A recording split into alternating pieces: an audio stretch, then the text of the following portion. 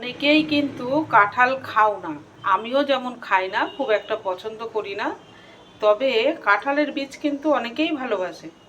যারা ভালোবাসো কাঁঠালের বীজ, তারা প্রত্যেকে এইভাবে একবার কাঁঠালের বীজ বাটা খেয়ে দেখো, একদম মুখে লেগে থাকবে। আচ্ছা বলো তো এটা কি? এগুলো তো তোমরা সবাই জানো, কাঁঠাল না খেলেও এরকম অনেকেই আছে যে কাঁঠালের দানাটাকে পছন্দ করো। আমি এই কাঁঠালের দানাগুলোকে না কড়াইতে ভেজে নিয়েছি, মানে একদম সিম করে অনেকক্ষণ ধরে এটাকে ভেজে নিয়েছি। মানে দেখো, ওপরের যে শক্ত খোলাগুলো, এগুলো কেমন পোড়া পোড়া হয়ে এসছে, আর ভেতরের কাঁঠালের আটিটাও নরম হয়ে গেছে।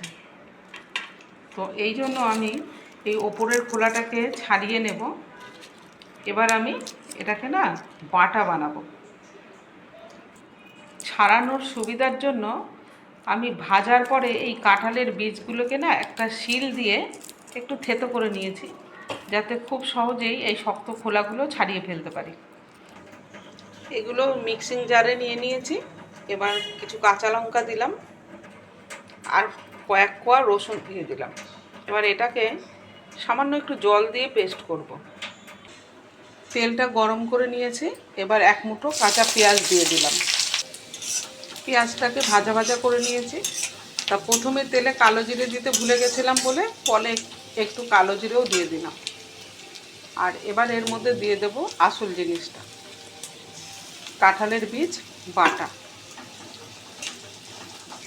এবার এটাকে পেঁয়াজের সাথে অনেকক্ষণ সময় নিয়ে ভাজা ভাজা।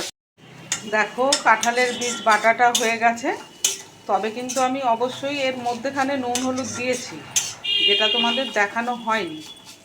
তবে এইভাবে একবার কাঁঠালের বীজ বাটা খেয়ে দেখবে, ভীষণ ভালো লাগে।